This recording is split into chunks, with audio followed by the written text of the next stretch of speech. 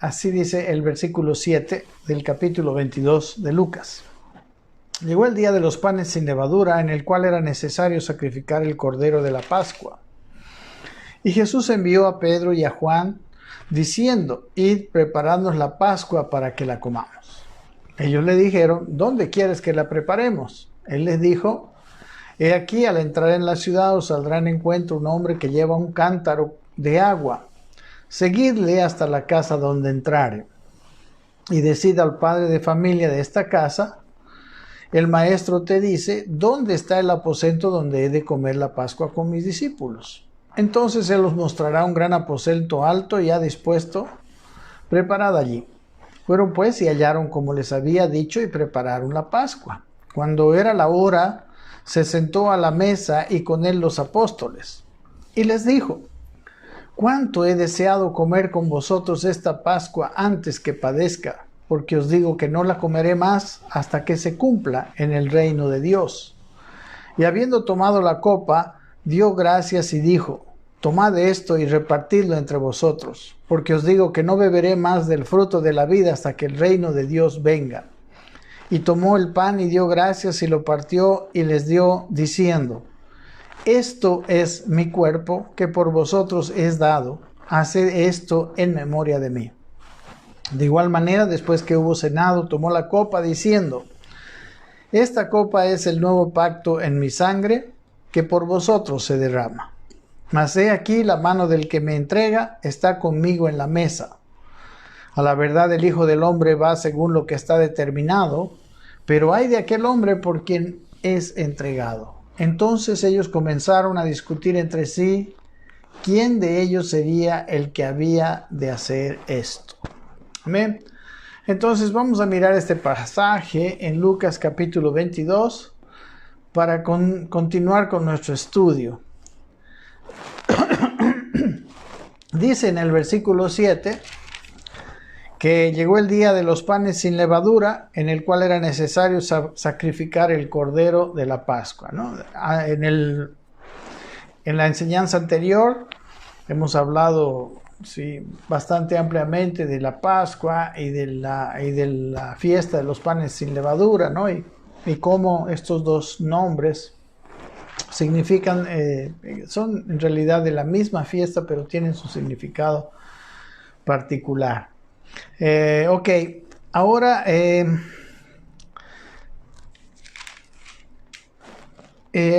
lo que aquí vemos quizás un poquito extra es acerca un poquito del Cordero de la Pascua, ¿no? ¿Quién es el Cordero? ¿Quién era el Cordero? ¿Qué significaba el Cordero? ¿Por qué los israelitas tenían sacrificios de animales? Precisamente los sacrificios de animales apuntaban a Cristo, ¿no? Esta es una de las cosas que nosotros debemos entender del Antiguo Testamento. En el Antiguo Testamento había figuras, hay figuras, y el Antiguo Testamento es grandemente importante, es muy importante para nosotros, porque estas figuras nos dan podemos decir, una ilustración y muchos detalles y mucha revelación, como vamos a mirar un poquito más adelante, de las cosas espirituales que hoy en día nosotros vivimos. Entonces, vamos a ver que ese cordero, miren en Éxodo capítulo 12, para empezar quizás un nombre que se da a Jesús, Juan el Bautista, por ejemplo, le da el nombre cuando él lo iba a bautizar. En Juan capítulo 1, versículo 29, dice que Juan vio a Jesús que venía a él y le dijo, dice: he aquí, este es el Cordero de Dios que quita el pecado del mundo, ¿verdad? El Cordero de Dios. ¿Qué se hacía con ese Cordero? Era sacrificado. ¿Qué pasó con Jesucristo? Jesucristo fue sacrificado en la cruz. Entonces, ese Cordero de la Pascua era una gran figura de Jesucristo. En Éxodo capítulo 12, del versículo 3 al 5, cuando está recibiendo instrucción la congregación, ¿no? Moisés habla precisamente de este cordero. Dice el versículo 3, hablad a toda la congregación de Israel y decid, dice, el día 10 de este mes tomará cada uno un cordero según las familias de los padres, un cordero por cada familia. Pero si la familia es demasiado pequeña que no baste para comer el cordero, entonces él y el vecino más cercano a su casa tomarán uno según el número de las personas, conforme al comer de cada hombre os repartiréis el cordero. El versículo 5 dice, el animal será sin defecto, macho de 1 año, lo tomaréis de las ovejas o de las cabras. Una de las cosas, de las características proféticas, era que este cordero era sin defecto, ¿verdad? Era uno de los requisitos para que en la cruz del Calvario Él pagase, no por pecados propios suyos, sino por los pecados del mundo, por los pecados de los otros. Él no tenía que haber tenido ni un pecado, porque si hubiera tenido un pecado, en realidad su muerte hubiera sido para expiar, podemos decir, su pecado nada más. Pero Él fue sin pecado. Por eso este detalle, ¿no?, de que el cordero tenía que ser perfecto, el cordero tenía que ser sin defecto. Y entonces era sacrificado, era, digamos, aprobado para ser sacrificado en esa Pascua, ¿no? Recuerden, la Pascua es la fiesta que inicia la salida de Egipto, ¿verdad? Esta fiesta de la Pascua se hace en la noche y con esa sangre del cordero se iba a poner en el dintel de las puertas de los hebreos, para que cuando venga el ángel de la muerte no entre a matar a los primogénitos de los hebreos, sino solamente a los primogénitos de los egipcios. Entonces, y luego al día siguiente, pues los egipcios los botan, los echan, ¿no? Y ellos se van hacia la tierra prometida. Muy bien, dice así, versículo 8, dice que Jesús envió a Pedro y a Juan diciendo, id preparándonos la Pascua para que la comamos, ¿no? Entonces seguramente Juan y Pedro fueron al templo, ¿no?, a sacrificar un cordero de la Pascua, que era el cordero que en ese tiempo se comía, ¿no?, en la cena del día de la Pascua. Recuerden que Jesús todavía estaba bajo la ley y todos ellos estaban bajo la ley. Jesús cumplió completamente la ley. Entonces fueron ellos, seguramente llevaron el corderito, lo sacrificaron, etc. Y luego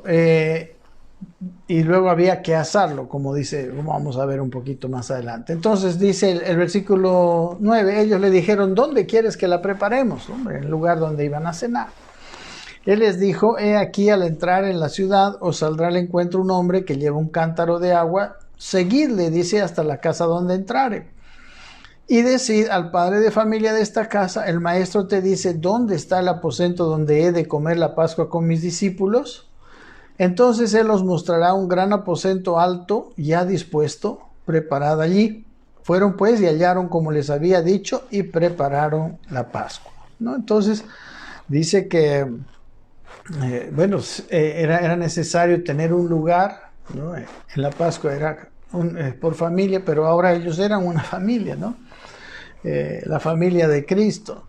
Entonces tenían que tener un lugar donde comer el cordero, ¿no? Que también el comer el cordero es un simbolismo, ¿no? de tener a Cristo adentro, ¿no? De internalizar a Cristo, de que la obra de Cristo entra hasta lo más profundo, ¿no? Y nos da una nueva vida. Dice el versículo 10 que él les dice que al entrar en la ciudad les saldría al encuentro un hombre que lleva un cántaro de agua, debían seguirle hasta la familia. Bueno, la verdad que yo no sé, yo no entiendo si esto tiene algún simbolismo.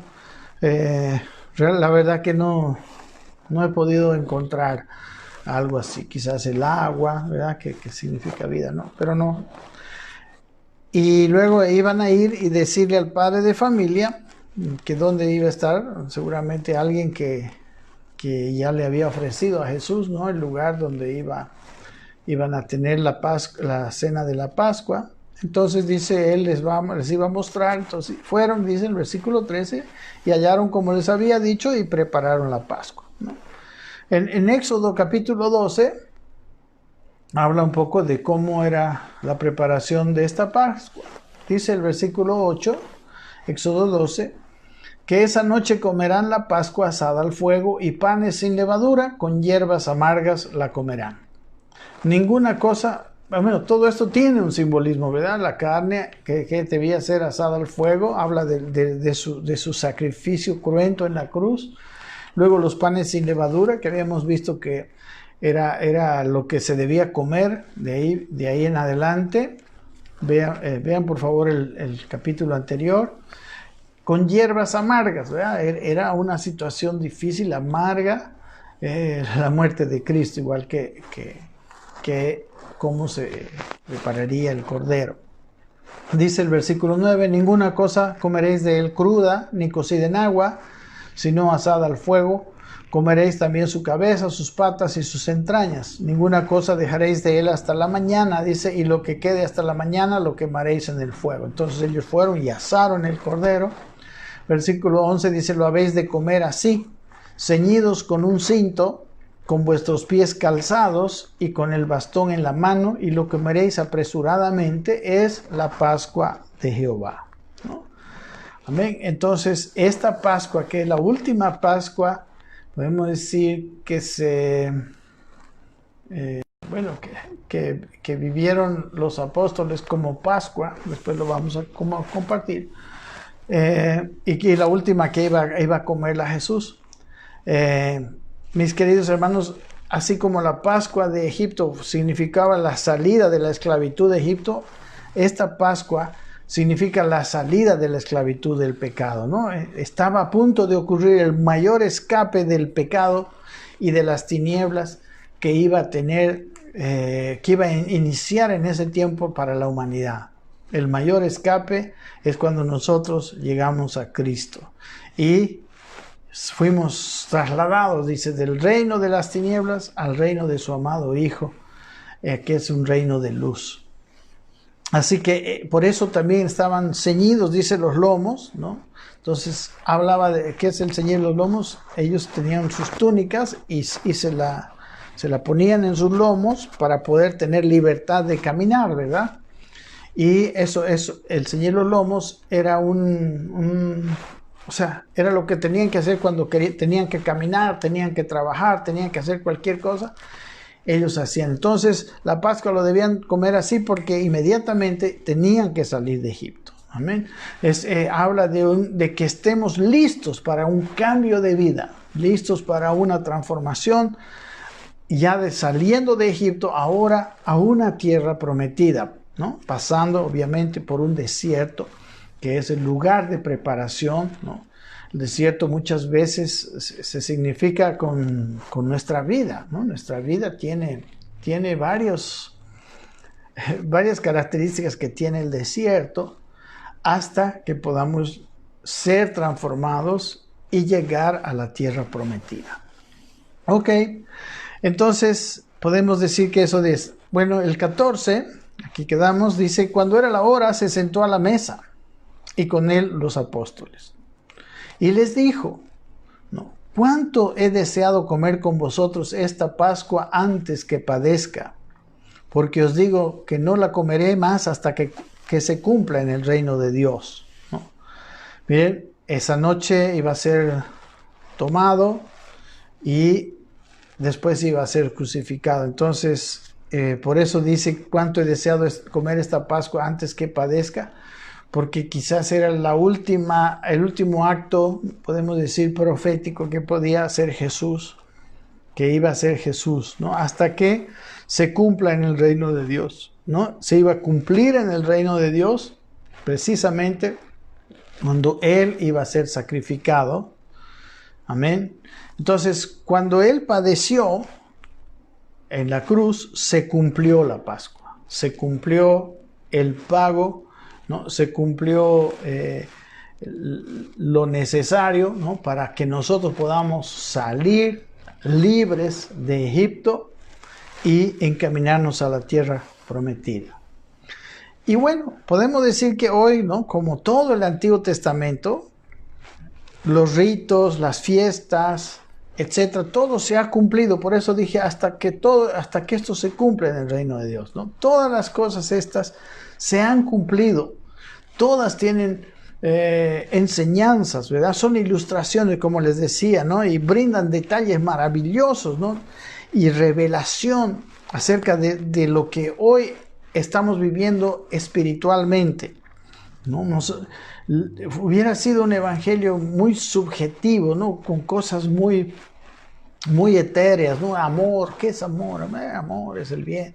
Pero el Antiguo Testamento nos da ilustraciones, ejemplos prácticos que iluminan totalmente nuestro conocimiento de las cosas espirituales.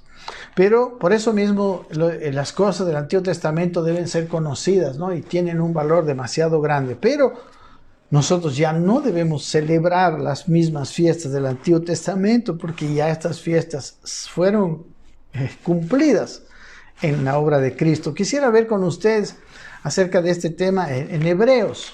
Vamos a ver algunos versículos. Hebreos es un libro donde habla de esa transición, ¿no?, del antiguo al nuevo pacto. En capítulo 10, versículo 1 dice que la ley, dice, teniendo la sombra, dice, de los bienes venideros, no la imagen misma de las cosas, nunca puede, por los mismos sacrificios que se ofrecen continuamente cada año, hacer perfectos a los que se acercan. O sea, la ley tiene la sombra de los bienes venideros. La Pascua es también una sombra, pero no es exactamente la verdadera Pascua que nos lleva a ser libres del pecado. En el versículo 8 de este mismo capítulo dice, sacrificio y ofrenda, holocaustos y expiaciones por el pecado, no quisiste ni te agradaron, dice, cosas que se ofrecen según la ley. Estas expiaciones, sacrificios, ofrendas y holocaustos, dice, no quiso Dios ni le agradan. O sea, estas simplemente son cuestiones que, como les digo, nos ilustran verdades espirituales. En el versículo 12 de este mismo capítulo, miren, dice, pero Cristo, dice, o sea, en el 8 dice que sacrificio y expiaciones por el pecado, no le agradaron, y son cosas que están según la ley, que se ofrecen según la ley. El versículo 12 dice, pero Cristo, habiendo ofrecido una vez y para siempre un solo sacrificio por los pecados, se ha sentado a la diestra de Dios. Él fue el sacrificio perfecto. Todos los sacrificios anuales que se hacían en cada Pascua, en cada fiesta del día de la expiación o el Yom Kippur, etc. Y todos aquellos sacrificios fueron cumplidos, ¿no? Él dice, de una vez, por un solo sacrificio y para siempre, ya está hecho ese sacrificio. No tenemos que volver a hacer ningún sacrificio, porque ya Él lo hizo, Él se ofreció. Y dice el versículo 13, estamos en Hebreos 10, allí estará esperando, dice, hasta que sus enemigos sean puestos por estrado de sus pies. Él está a la diestra de Dios esperando que sus enemigos sean puestos por el estrado de sus pies. Y así, dice, con una sola ofrenda hizo perfectos para siempre a los santificados, ¿verdad? Nosotros tenemos en Cristo todo lo necesario para llegar a ser transformados a la medida de la estatura de la imagen de su Hijo. Cada ser humano, todos los seres humanos, no importa de dónde vinimos, cuál fue nuestro pasado, cuánto pecado cometimos, pero una vez estando en Cristo, primero todos sus pecados, no nuestros pecados son perdonados, y en segundo lugar, nosotros tenemos todo lo necesario, el Espíritu Santo dentro de nosotros, la obra de Dios mismo que hace con nosotros, muchas veces una obra donde hay quebrantamiento, donde hay problemas, hay situaciones. Dios va a perfeccionar nuestra vida de tal manera que, como dice aquí, nos hizo perfectos, nos va a llevar a esa perfección. Y dice el versículo 15, el Espíritu Santo nos atestigua lo mismo. Porque después de haber dicho, dice, este es el pacto que haré con ellos después de aquellos días, dice el Señor. Pondré, dice, mis leyes en sus corazones y en sus mentes las escribiré. Vea, el Espíritu Santo que inspiró, ¿no?, a los profetas decir esta profecía. Esta profecía, eso es lo que Dios dice, ¿no?, en Jeremías, Ezequiel, que Él pondría su ley en nuestros corazones. Y añade, dice el versículo 17, y nunca más me acordaré de sus pecados y transgresiones, pues donde hay remisión de estos, no hay más ofrenda por el pecado. Esta es una gran diferencia entre lo que hacían con los sacrificios en el Antiguo Testamento, incluido la Pascua, que cada año, ¿no?, como dicen Hebreos, cada año eran recordados los pecados y cada año seguían ofreciéndose, no llevaban a la perfección. Los sacrificios del Antiguo Testamento simplemente paraban el juicio, ¿no?, cubrían los pecados, pero no los echaban como aquí, ¿no?, como dice aquí que nunca más, no eran remitidos. Aquí habla de una remisión total de los pecados. En capítulo 9 de Hebreos, versículo 11 dice, pero estando ya presente Cristo, sumo sacerdote de los bienes venideros, dice, por el más amplio y más perfecto tabernáculo, no hecho de manos, es decir, no de esta creación. Estaba hablando de qué tabernáculo, de su cuerpo, de su persona. Dice, y no por la sangre de machos cabríos ni de becerros, sino por su propia sangre, entró una vez y para siempre al lugar santísimo, habiendo obtenido eterna redención. La redención del Antiguo Testamento eran redenciones momentáneas, redenciones para ciertos pecados, para ciertos momentos, pero ahora la redención es eterna. Versículo 13 dice, porque si la sangre de los toros y de los machos cabríos y las cenizas de la becerra rociadas a los impuros santifican para la purificación de la carne, o sea, le hacían podemos decir, pagaban momentáneamente, dice, cuánto más la sangre, si esto era así, cuánto más la sangre de Cristo, el cual, mediante el Espíritu Eterno, se ofreció a sí mismo sin mancha a Dios, limpiará, dice, vuestras conciencias de obras muertas para que sirváis al Dios vivo. La verdadera fe en el sacrificio de Cristo limpia nuestras conciencias. La verdadera fe en el Señor nos deja con conciencias limpias, ¿verdad? Limpias, sin mancha, dice, limpias, para poder, dice, servir a Dios. Es imposible servir a Dios. Bueno, no se debería servir a Dios, nadie debería servir a Dios con una conciencia sucia, ¿no? Especialmente, no porque seamos perfectos, especialmente porque tenemos fe y porque hemos decidido vivir una vida para Él, sin mancha. Y si nos manchamos, nos arrepentimos. Y cuando nos arrepentimos, otra vez, somos limpiados. Esto es un tema que hemos visto ampliamente en muchas otras predicaciones. 9:15 dice, por esto Cristo es el mediador de un nuevo pacto, para que interviniendo muerte para la remisión de los pecados cometidos bajo el primer pacto, los llamados reciban la promesa de la herencia eterna. Amén. Versículo 23 de este capítulo 9 de Hebreos es muy importante, es un libro muy interesante, solo que para leerlo hay que tener cierto conocimiento precisamente de estas cosas de la ley, pero sería muy bueno que lo leamos, ¿no?, totalmente, pero aquí como no es el tema central, estamos leyendo solamente estas cosas. ¿Para qué? Para demostrar que todo lo que pasó en el Antiguo Testamento se cumplió en Cristo, y para entender que el sacrificio de Cristo es el sacrificio perfecto y ya no necesitamos hacer ningún rito, tener ningún sacrificio, no guardar ninguna fiesta. Definitivamente no. aquello sí lo necesitamos ver, entender, comprender profundamente, porque nos trae revelación acerca de lo que fue el propio sacrificio de Cristo, pero nunca más necesitamos nosotros celebrarlas como lo hicieron ellos. Dice el versículo 23, fue pues necesario, dice, que las figuras de las cosas celestiales fueran purificadas así, ¿no? Estaba hablando de la sangre con que rociaban el tabernáculo, todas aquellas cosas que estaban dentro del tabernáculo fueron rociadas con sangre, purificadas en un sentido, ¿no? Según la ley.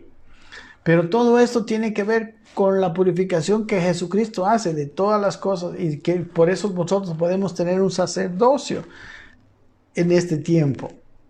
Sí, versículo 24 dice, porque no entró Cristo en el santuario hecho de manos, dice, hecho por los hombres.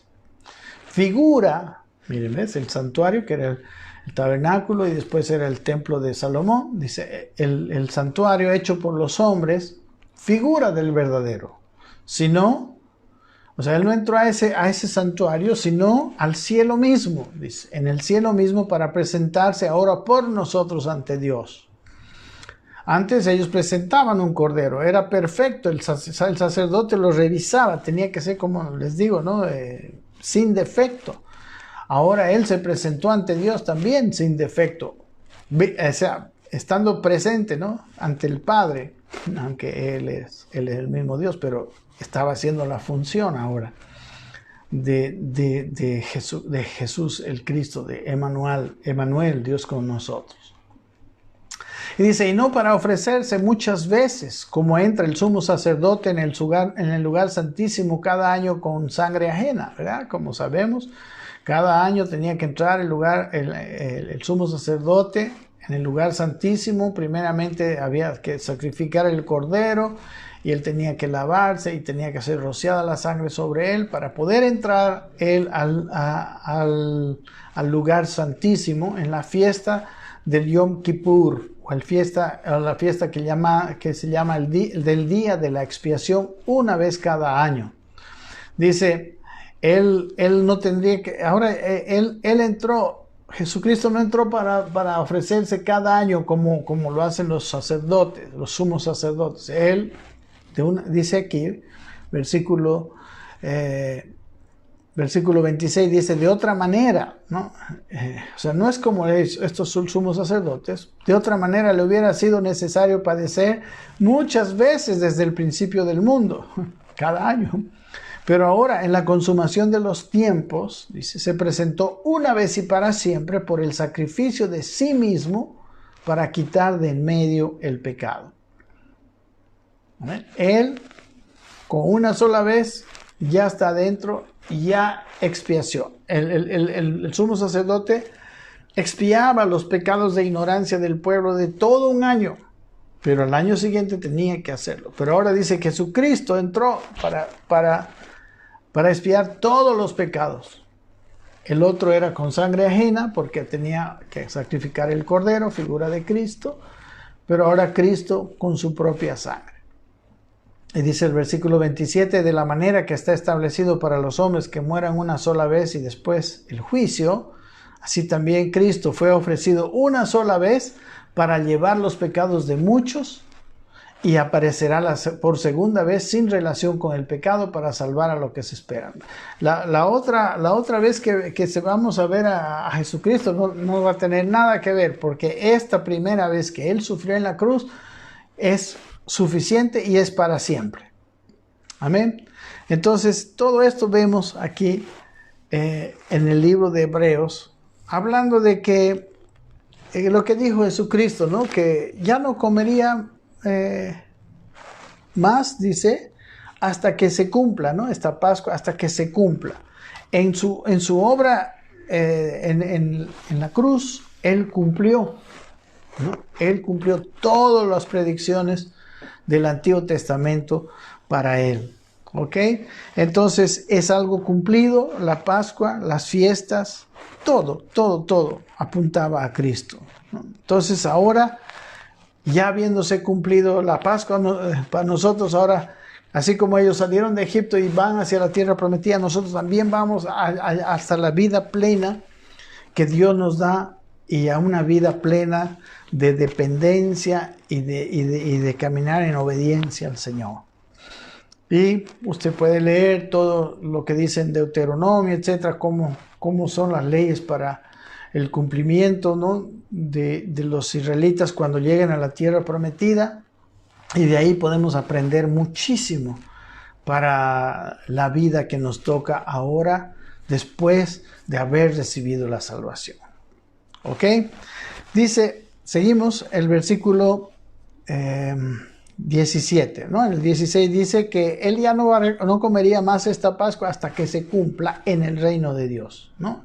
Cosa que sucedió en la cruz.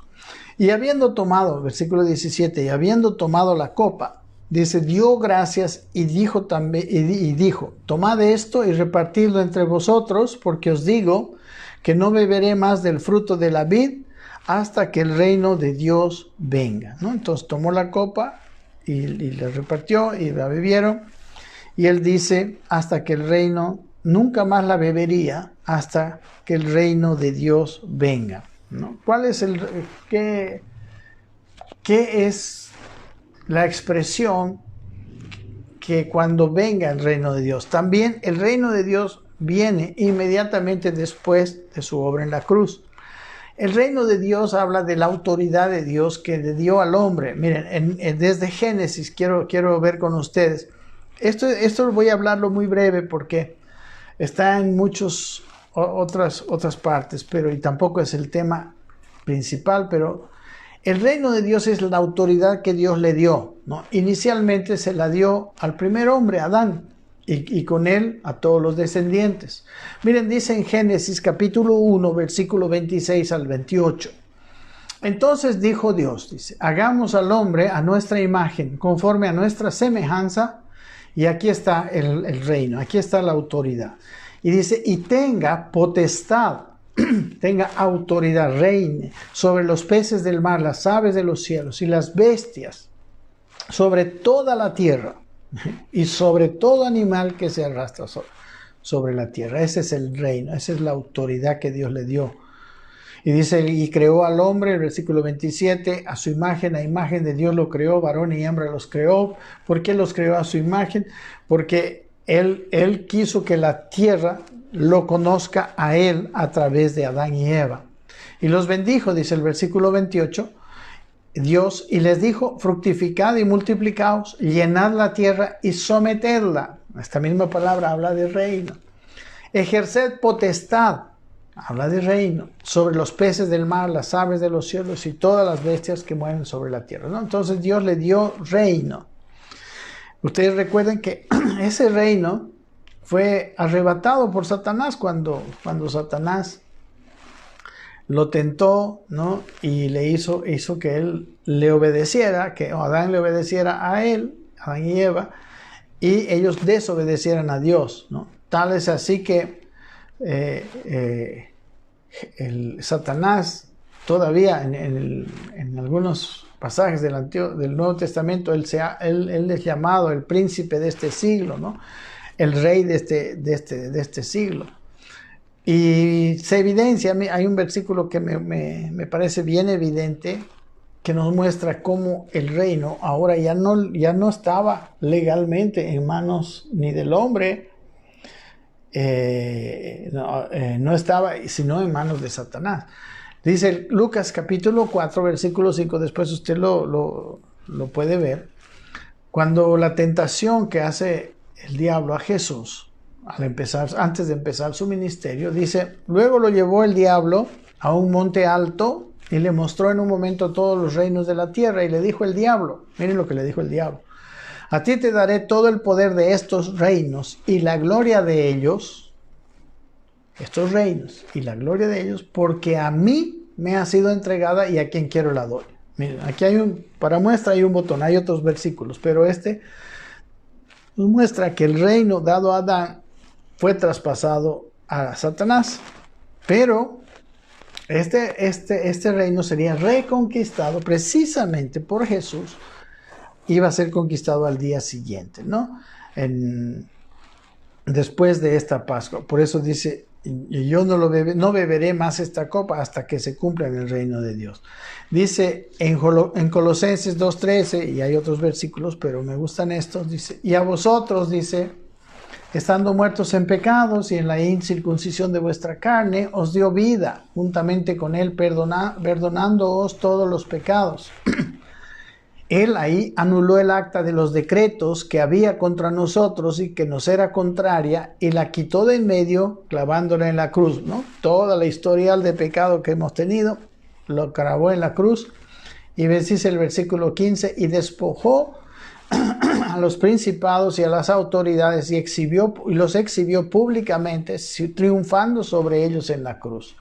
Aquí, en la cruz, en su triunfo en la cruz, él reconquistó la autoridad que antes había delegado a Adán y que Adán se la había pasado a Satanás. Y ahora, después de la cruz, leemos en Mateo 28, ya es un versículo cuando Cristo ya resucitó. Dice el versículo 18, entonces Jesús se acercó y les habló diciendo, toda potestad me es dada en el cielo y en la tierra.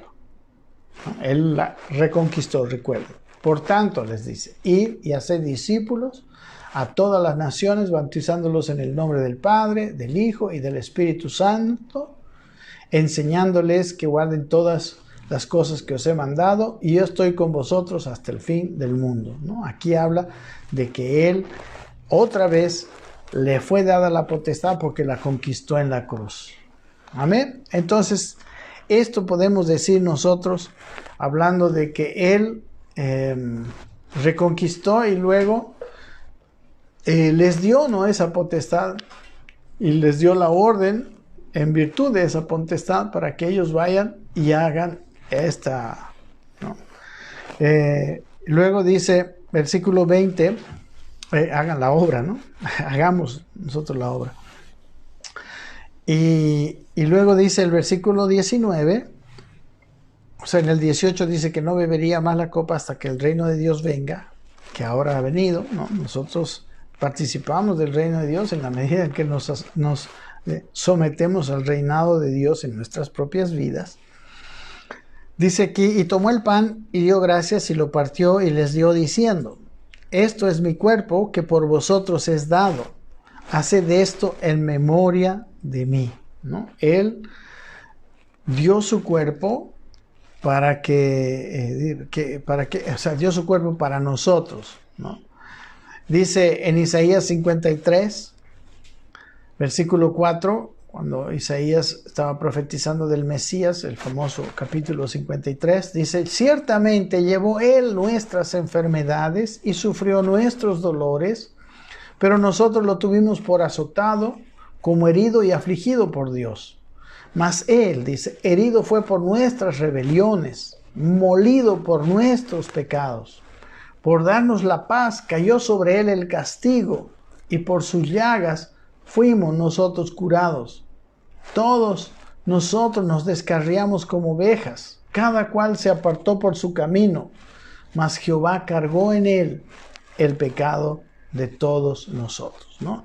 En el cuerpo de Cristo cargó Dios el pecado de todos nosotros, dice Isaías 53, ¿no? Y luego, mis queridos hermanos, cuando habla del cuerpo de Cristo, ¿no?, posteriormente nosotros vemos, ¿no?, que el cuerpo de Cristo es la iglesia, ¿no? Efesios capítulo 1, versículo 22 y 23. Ahí el apóstol Pablo nos revela, ¿no?, que dice, y sometió, 1:22 dice, y sometió todas las cosas debajo de sus pies, dice, y lo dio por cabeza a Cristo, ¿no?, sobre todas las cosas a la iglesia, la cual es su cuerpo, la plenitud de aquel que todo lo llena en todo. Es muy importante. Ahora nosotros somos su cuerpo, ¿no? Miren, hay muchos versículos. 1 Corintios 12:27 dice el apóstol Pablo, vosotros pues, les dice a los corintios, sois el cuerpo de Cristo y miembros cada uno en particular. ¿Quiénes son el cuerpo de Cristo? Vosotros, los corintios. En el capítulo 11, 24, cuando en la carta de Pablo a los corintios recuerda de la cena del Señor, cosa que estaban haciendo muy mal ellos porque estaban teniendo muchas divisiones. Jesús dijo esto, dice, y habiendo dado gracias lo partió y dijo, tomad, esto es mi cuerpo que por vosotros es partido, haced esto en memoria de mí. Dice el versículo siguiente, en el capítulo 11, podemos leer el versículo 27, que estoy tratando de mostrarles qué es el cuerpo de Cristo ahora. ¿Y qué es esa participación, ¿no? Que dice, esta es la copa, cuando dice, este es mi cuerpo que por vosotros es dado, ¿no? Habla del cuerpo que él tenía, pero después dice, haced esto en memoria de mí. O sea, ese pan que habían compartido, después en su memoria deberíamos hacer en la memoria de su cuerpo. Y estoy tratando de mostrarles que ese cuerpo y esa memoria, ese significado que tiene lo que nosotros llamamos la cena del Señor, es la comunión que hay en el cuerpo. El comer el cuerpo de Cristo es el alimentarnos de la comunión del cuerpo de Cristo. Se lo voy a demostrar un poquito con estos versículos en 1 Corintios.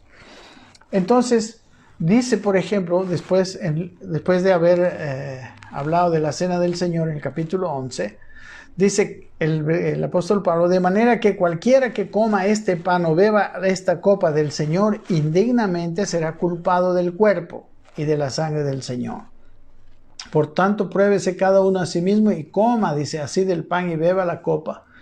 El que come y bebe indignamente sin discernir el cuerpo del Señor, juicio come y bebe para sí. ¿Qué es comer indignamente? Precisamente es comer como ellos. Comer peleados, comer en divisiones, porque el problema grave que había en Corinto eran las divisiones, y estas divisiones se hacían incluso en la cena del Señor. Quiero leer con ustedes, por ejemplo, el versículo 17 de este capítulo 11. Dice, pero al anunciaros esto que sigue, dice, no os alabo, porque no os congregáis para lo mejor, sino para lo peor. Mire, qué terrible. Pues en primer lugar, cuando os reunís como iglesia, oigo que hay entre vosotros divisiones. Y en parte lo creo. Este es el problema. Dice, y en parte lo creo, porque es preciso que entre vosotros haya disensiones para que se haga manifiesto entre vosotros los que son aprobados. Ahora habla de la cena del Señor. Dice el versículo 20, cuando pues os reunís vosotros, esto no es comer la cena del Señor, porque al comer, dice, cada uno se adelanta a tomar su propia cena, y uno tiene hambre y otro se embriaga. Pues qué, dice, ¿no tenéis casas en que comáis o bebáis? ¿O menospreciáis la iglesia de Dios y avergonzáis a los que no tienen nada? ¿Qué os diré? ¿Os alabaré? En eso no os alabo. Ahí se hacían manifiestos en esa cena del Señor, porque en el tiempo de la iglesia de Corinto era una cena, y al finalizar la cena hacían la ceremonia de la Santa Cena, como hacemos nosotros. Pero aquí ellos cenaban, pero ahí se manifestaban esas divisiones, esos miramientos. Unos que tenían más iban y se apuraban a comer su cena, porque era una cena, era un compartir la cena. Era una preciosa ilustración de lo que tienen que ser nuestras reuniones, nuestras reuniones cristianas. Porque en nuestras reuniones cristianas nosotros somos edificados. En las reuniones donde hay comunión y los hermanos estamos en paz y estamos siempre con el mismo espíritu de bendecirnos, cada uno con los dones.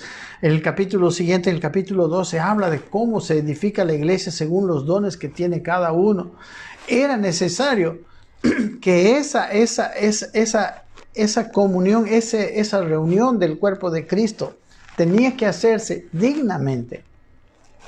Miren el capítulo 16 de 1 Corintios, dice, la copa de bendición que bendecimos, dice, ¿no es la comunión de la sangre de Cristo?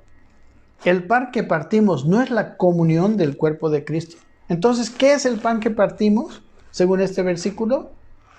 La comunión del cuerpo de Cristo. Y por eso cuando yo como del pan, como de la comunión. Cuando yo me reúno con otro hermano, esa comunión que hay entre él y yo me alimenta. Por eso en capítulo 11 dice que había muchos enfermos y debilitados, porque su alimento no lo tenían, porque estaban peleados, porque estaban divididos. Amén. Entonces dice este capítulo 10, 17, dice, siendo uno el pan, nosotros con ser muchos, dice, somos un cuerpo, pues todos participamos de aquel mismo pan.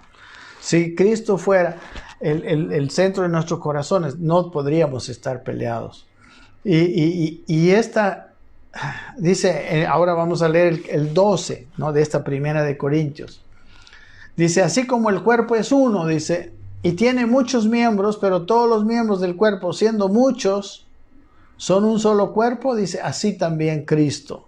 Porque por un solo espíritu fuimos todos bautizados en un cuerpo, tanto judíos como griegos, tanto esclavos como libres, y a todos se nos dio de beber del mismo espíritu. Y si usted sigue leyendo el capítulo 12, dice que cada uno lleva el don que Dios le había dado para edificación de los demás, ¿no? Habían dones de sanidades, habían dones de profecía, etcétera, lenguas, habían los dones de misericordia, los dones de presidir, etcétera. Ahí está en todo el capítulo 13 cómo el cuerpo de Cristo se nutre estando juntos, pero si estamos juntos pero peleados, no hay. Por eso les dice, el apóstol Pablo les recrimina en esta cuestión en la cena del Señor.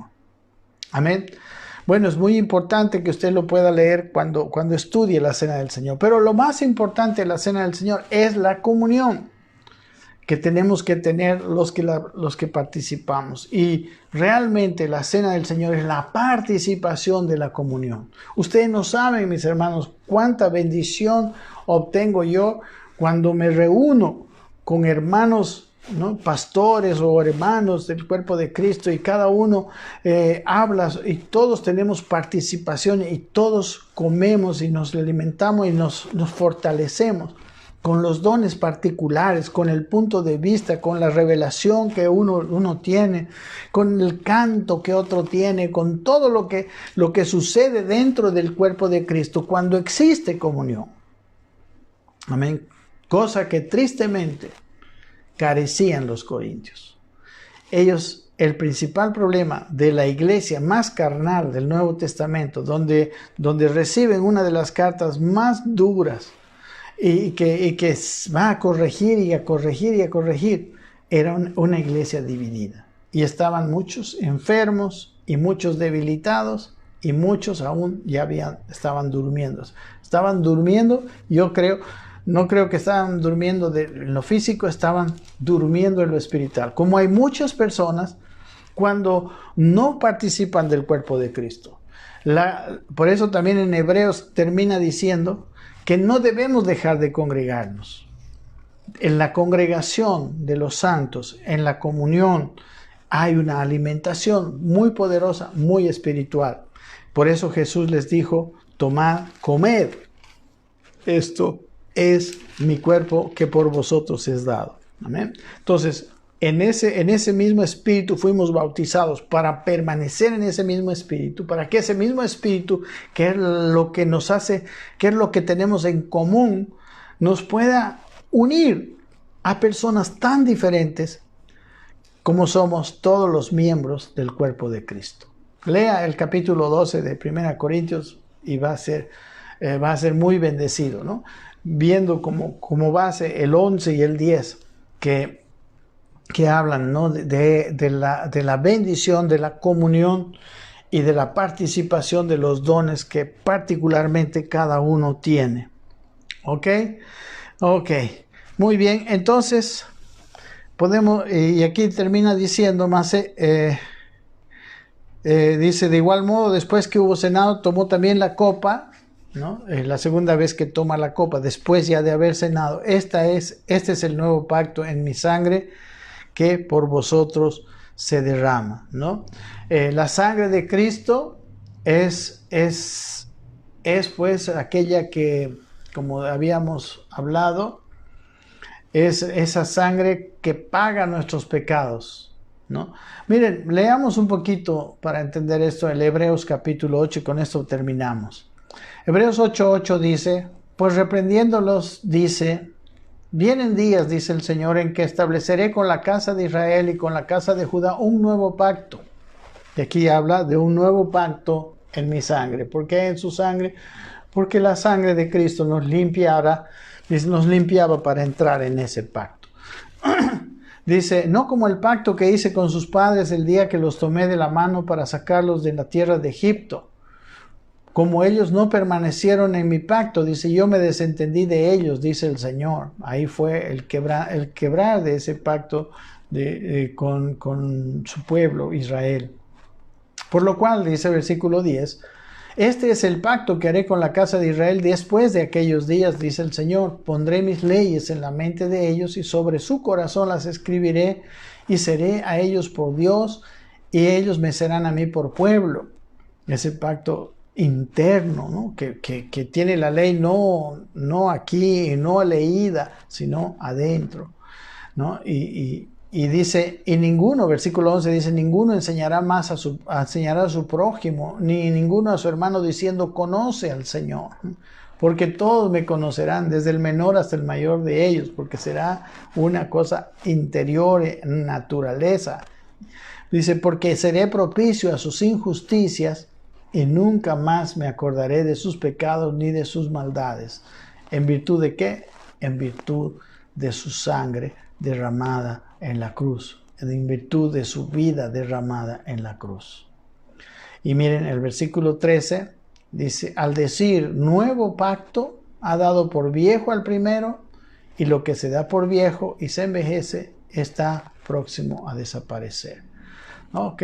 El viejo pacto, el pacto del Antiguo Testamento terminó, ¿no? Se dio por viejo y desapareció. Y de hecho los sacrificios desaparecieron el año 70, ¿no?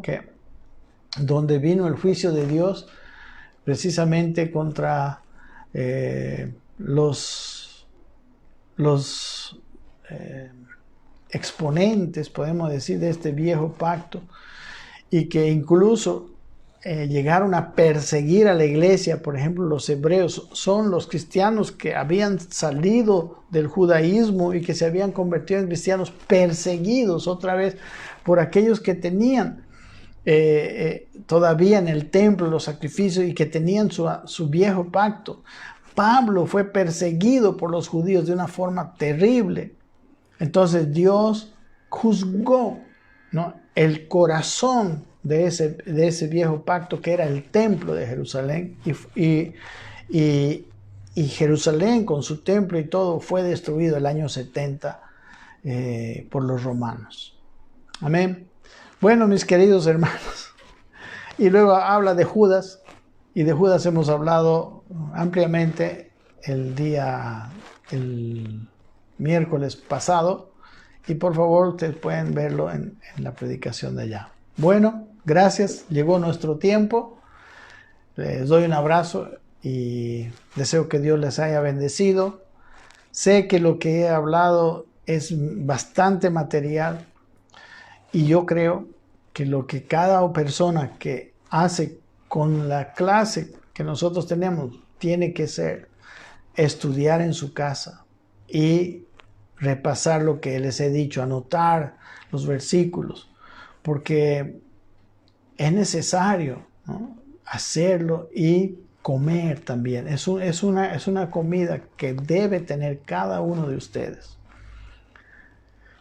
Porque uno de los problemas de por qué la palabra de Dios no tiene efecto nos da la parábola del sembrador.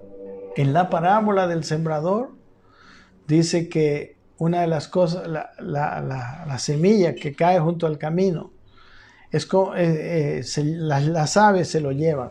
Y dice, es aquel aquellos que reciben la palabra, pero se lo lleva, no se acuerdan más de la palabra, se olvidan de la palabra. Y la palabra es como vemos en el Antiguo Testamento, es para comerla todos los días, ¿no? Como dice el Salmo 1, meditando en ella de día y de noche. Y si bien es cierto que nosotros tenemos en nuestro corazón ahora el Espíritu Santo, tenemos una nueva vida que en el fondo tiene esa palabra de Dios porque está escrita ahí. También tenemos una opositora que es nuestra carne, y que muchas veces la carne triunfa, y que nosotros cómo alimentamos a esa nueva naturaleza, y la alimentamos con esta palabra que estamos viendo, con la revelación del Señor, y recuerden también con la comunión entre los santos. Y también alimentamos esta nueva naturaleza porque nosotros empezamos a transformar la mente, porque nuestra mente viene con pensamientos viejos, con pensamientos de la cultura, como nos criaron nuestros padres, cómo vive el mundo. Y la carta a los romanos dice Pablo, no os conforméis a este mundo, no os conforméis a este siglo, sino transformaos por medio de la renovación de vuestro entendimiento. Que esto nos traiga una renovación de nuestro entendimiento para que comprobéis, dice, cuál sea la buena voluntad de Dios, la cual es buena, es agradable y es perfecta. Esto se lo digo y se lo pido, tenga un tiempo donde usted vaya y repase sus notas. Esto va a quedar también en el Facebook y también lo vamos a poner en el YouTube. Es mi deseo que nos edifiquemos, y yo estoy consciente que lo que estoy compartiendo es mucho material, pero yo tengo como meta que lo escuchen esta palabra los que realmente quieren alimentar su vida y los que realmente quieren llegar a la tierra prometida.